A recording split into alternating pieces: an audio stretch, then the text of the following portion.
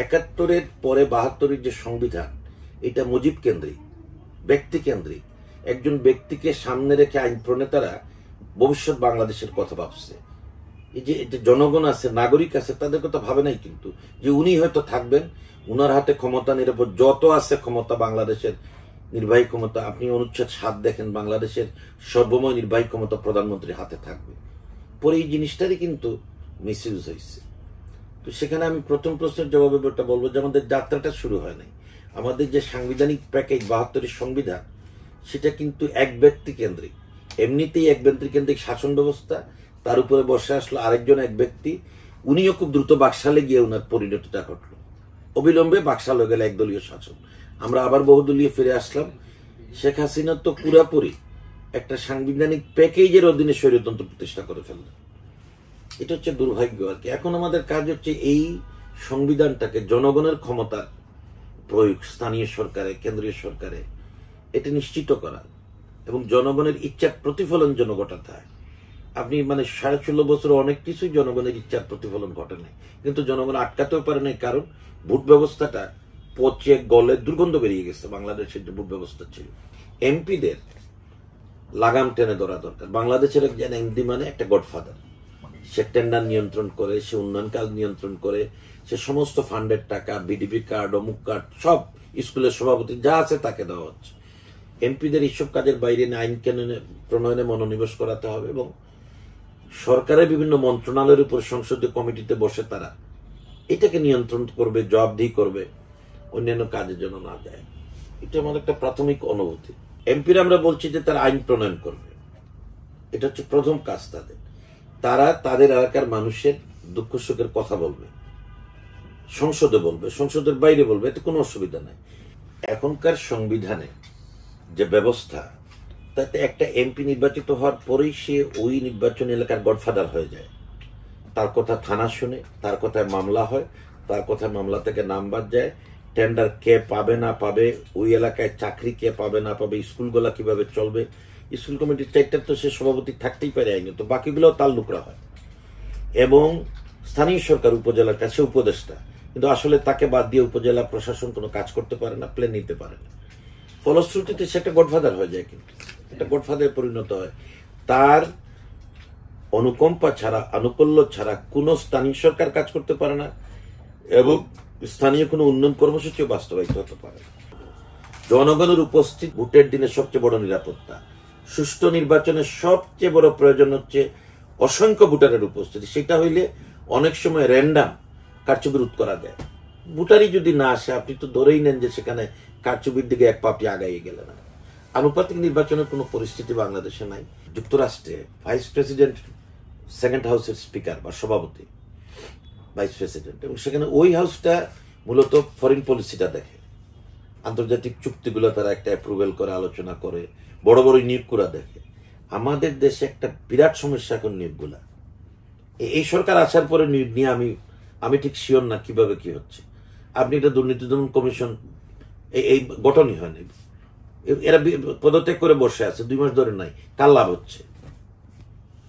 ফলে এটা একটা সেকেন্ড হাউস থাকা উচিত। বড় বড় নিয়োগ যেগুলো, মন্ত্রী পদে, এমনকি মন্ত্রী পদমর্যাদার সমস্ত নিয়োগ এবং সাংবিধানিক পোস্ট নিয়োগের পরে শপথ গ্রহণের আগে তারা এই কমিটিতে যাবেন। রাষ্ট্রপতি তখন 2 হাউসের ভোটে হবে, 2টা হাউস ধরেন, এখানে 350, এখানে 350, 700 মনে করেন হলো।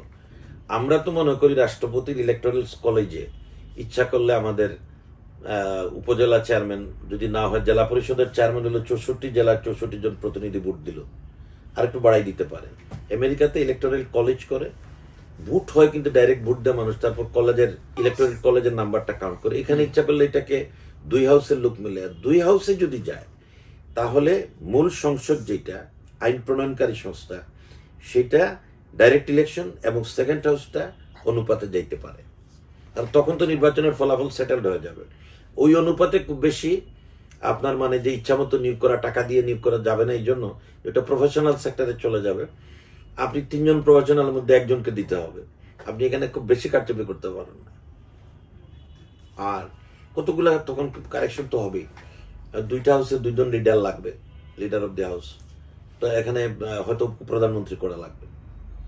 প্রধানমন্ত্রীও তো যদি এই হাউসে থাকে, উপপ্রধানমন্ত্রী ওই হাউসে থাকবে, আর উপরাষ্ট্রপতি একটা করতে হবে। পরিবর্তনটা কিছু তো আপনাকে আনতেই হবে। আপনি যদি জুডিশিয়ারি সেপারেট করেন, পুরা সেপারেট, এটা তো আইনে বলা হয়েছে কিন্তু এখনো কার্যকর। আপনি মনে করেন এখন জুডিশিয়ারি ব্যাপারটা কেন আপনার ইয়ের কাছে যাবে, প্রধানমন্ত্রীর সুপারিশ লাগবে। এইটা যখনই আপনি প্রধানমন্ত্রীর সুপারিশের বাইরে আনবেন, তাইলে এখন একটা আপনি জানেন যে আমাদের প্রধান বিচারপতি, মাননীয় প্রধান বিচারপতি অলরেডি একটা আইনের খসড়া পাঠাই দিচ্ছে সরকারের কাছে, জুডিশিয়াল অ্যাপয়েন্টমেন্ট কাউন্সিল, বিচারপতি নিয়োগ। এটা যদি হয়ে যায়, প্রধান বিচারপতির নিয়োগ, প্রধানমন্ত্রীর নিয়োগ ছাড়া সব ব্যাপারে রাষ্ট্রপতি প্রধানমন্ত্রীর সুপারিশে কাজ করবে।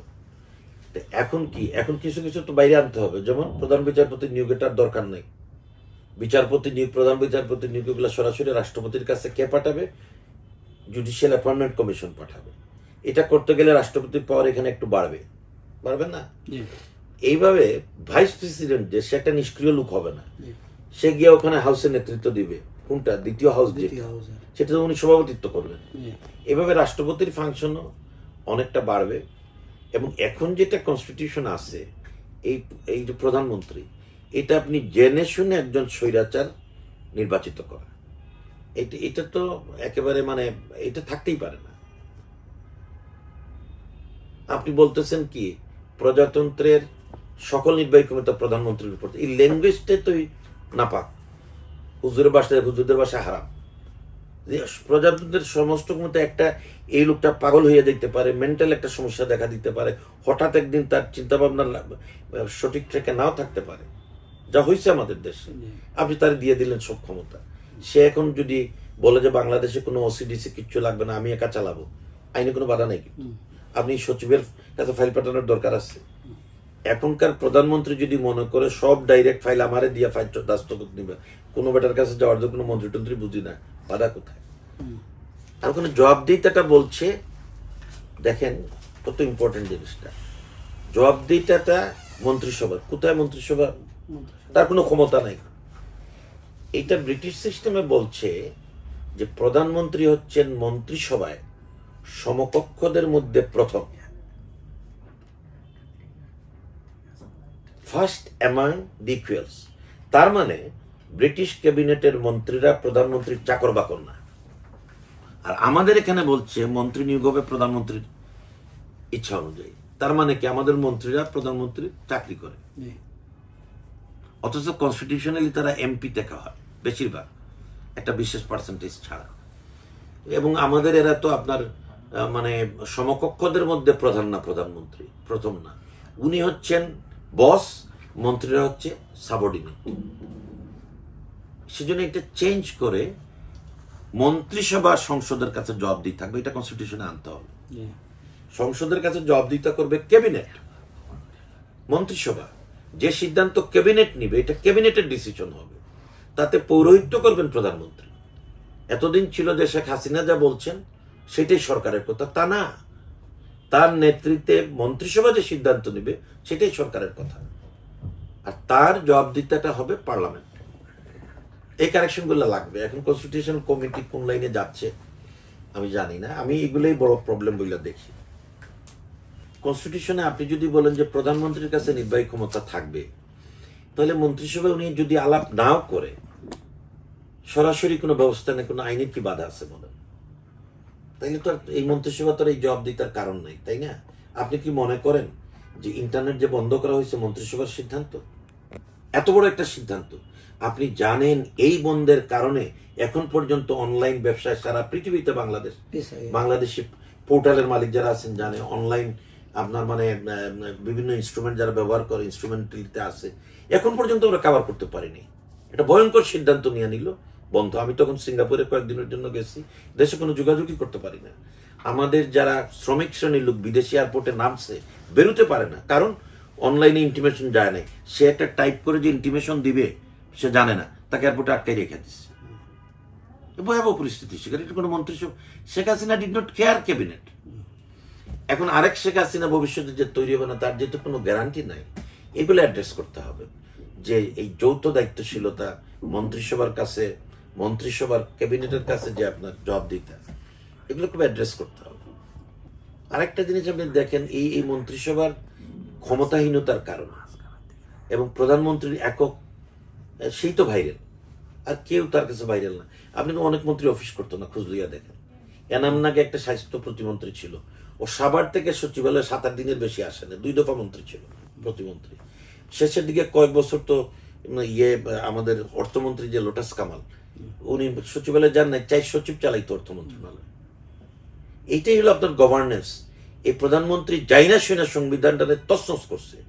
ওরা বুঝতেছে না, তার সাথে যারা ছিল আমাদেরও পাত্তা দেয়নি। কারণ লুটাস কামালরা বলছে, বাবা তোমার আর এত দেখা দরকার, আমার সচিবরা দেখবে, তুমি বাসায় থাকো। এটা সবাই জানে। অনেক মন্ত্রী অফিসে রেগুলার যাইতো না।